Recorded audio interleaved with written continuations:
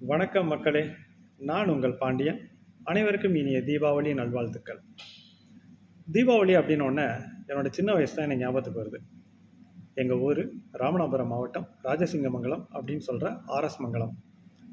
So நான் சின்ன வயசில் இருக்கும்போது எங்கள் அப்பா வெளிநாட்டில் இருந்தாங்க. நானும் அதே மாதிரி தான் இப்போ வெளிநாட்டில் தான் இருக்கேன்.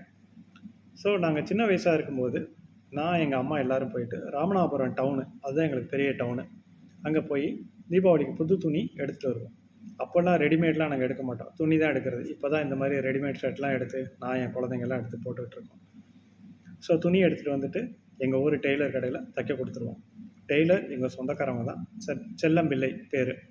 அவர் அவ்வளோ பிஸியான டெய்லர் அந்த டைமில். இப்போவும் அதே டெய்லர் வேலை தான் பார்க்குறாரு, இப்போவும் பிஸியாக தான் இருக்கார். ஸோ அவ்வளோ பிஸிலையும் எங்கள் துணியை வாங்கி என்னை கம்ப்ளீட்டாக அளவெடுத்து அந்த துணியை தூக்கி ஒரு ரேக்கில் வச்சுருவார். அதுக்கப்புறம் டெய்லி அந்த வழியாக போகும்போது வரும்போதெல்லாம் அந்த ரேக்கை பார்த்துட்டே இருப்பேன். நம்ம துணியை எடுத்துட்டாரா, கட் பண்ணிட்டாரா. அவர்கிட்டையும் கேட்பேன் டெய்லி, எப்போ கிடைக்கும், தைச்சிட்டிங்களா அப்படின்ட்டுன்னு. ஆனால் அவர் தீபாவளிக்கு முதல் நாள் நைட்டு தான் தைச்சி கொடுப்பாரு. முதல் நாள் நைட்டு அவர் கடையிலே போய் உட்காந்து வெயிட் பண்ணி அந்த துணி, சட்டை, டவுசர், அவ்வளோதான், அதை தைச்சி வாங்கி கொண்டு போய் வீட்டில் வச்சுட்டு எங்கள் அம்மாவை நச்சரித்து 5 ரூபா வாங்கிட்டு போய் ரவி அண்ணன் சைக்கிள் கடையில் ஒரு சின்ன சைக்கிள் இருக்கும். அந்த சைக்கிளுக்கு அப்போ அவ்வளோ போட்டியும் இருக்கும். எடுத்துகிட்டு போனவன் எப்படா கொண்டாந்து ரிட்டன் கொடுப்பான்னு வெயிட் பண்ணி அந்த சைக்கிளை வாங்கிட்டு நைட்டு ஃபுல்லாக ரவுண்ட் அடிக்கிறது, தூங்குறதே கிடையாது. எங்கள் வீட்டில் எங்கள் அம்மா, எங்கள் அப்பத்தா, எங்கள் அத்தை எல்லோரும் முறுக்கு, அதிரசம், இந்த மாதிரி பலகாரங்கள்லாம் சுட்டுக்கிட்டு இருப்பாங்க. சைக்கிளில் ஒரு ரவுண்ட் அடிக்கிறது. அவங்க சுட்டு வைக்கிற முறுக்கு எடுத்து சாப்பிட்லான்னு வருவோம். சாமிக்கு படைச்சிட்டு தான் சாப்பிட்ணும் அப்படின்னு எங்கள் அம்மா, எங்கள் அத்தையெல்லாம் சொல்லுவாங்க. ஆனால் எங்கள் அப்பத்தா, போங்கடி, என் பிள்ளைகளுக்கு இல்லாத பலகாரமாக சாமிக்கு அப்படின்னு சொல்லிட்டு சுட்டு வச்ச முறுக்கு அதிரசம் எடுத்து, நீ சாப்பிட்ற தங்கம் அப்படின்னு சொல்லி கொடுப்பாங்க. ஸோ அதை நான் என் தங்கச்சியெல்லாம் சாப்பிட்டுட்டு அந்த சைக்கிளில் நைட்டு ஃபுல்லாக ரவுண்ட் அடிச்சுட்டு காலையில் சாமி கும்பிட்டு புது துணியை வெடிச்சிட்டு புது துணி போட்டு வெடிலாம் வெடிப்போம்.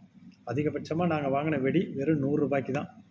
சீனி வெடி அப்படின்னு சொல்கிற பிஜிலி வெடி, ஓலை வெடி, அப்புறம் சின்ன சின்ன கம்பி மெத்தாப்பு, அவ்வளோதான் இருக்கும். 100 ரூபாய் தாண்டி நாங்கள் வெடி வாங்கினதே இல்லை.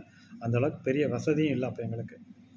ஸோ அந்த வெடியை வெடிச்சிட்டு டிவியில் போடுற படம் ஏதாவது பார்த்துட்டு சுட்டு வச்ச பலகாரங்கள், அதிகபட்சம் எங்களோட பலகாரம்னு பார்த்திங்கன்னா இந்த முறுக்கு, அதிரசம், காலையில் இட்லி, கேசரி, வடை, இந்த மாதிரி சாப்பிட்டுட்டு மத்தியானம் சாம்பார் வச்சு சாப்பிட்டுட்டு தீபாவளியை நைட்டு இருக்கிற சின்ன சின்ன கம்மி மெத்தாப்பை கொளுத்திட்டு கம்ப்ளீட் பண்ணிடுவோம்.